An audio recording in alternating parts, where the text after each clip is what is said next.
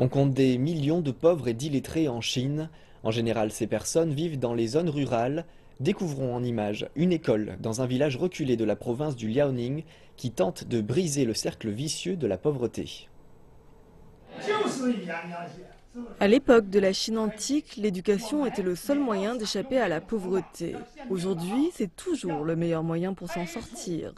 Zhang Baozhong enseigne dans ce village depuis près de 30 ans. Il connaît l'écart éducationnel entre les zones rurales et urbaines.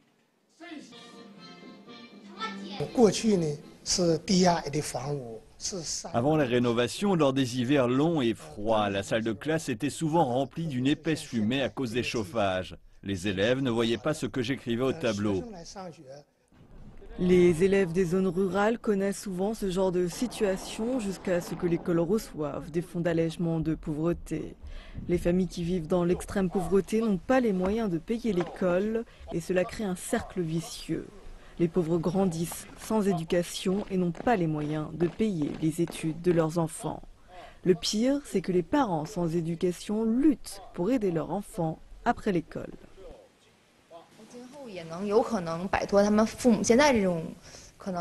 Les parents des zones rurales ont tendance à avoir de grands espoirs pour les études de leurs enfants, mais ils ne peuvent pas les aider après l'école. Nous devons combler ce trou. Grâce au fonds d'allègement de la pauvreté, l'école possède aujourd'hui tous les équipements et matériaux des écoles urbaines. Mais le problème est de maintenir de meilleures ressources éducationnelles comme des enseignants qualifiés.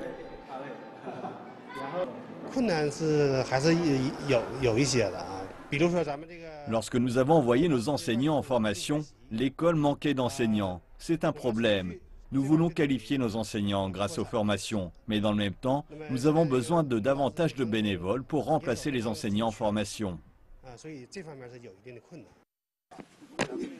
Ces 30 dernières années, le gouvernement chinois a financé les 9 premières années d'études des Chinois pour aider des millions de personnes à se sortir de la pauvreté.